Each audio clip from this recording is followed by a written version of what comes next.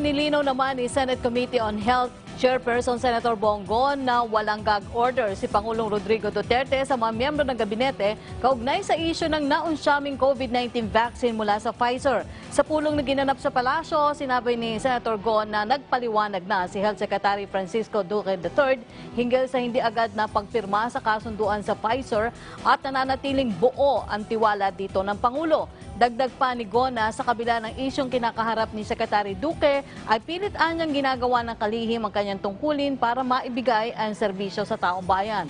Una nang umapela si Go sa gabinete na huwag nang mag-away-away at sa halip ay magtulungan na lamang dahil batid naman ni Pangulong Duterte na ginagawa ng mga ito ang kanilang trabaho.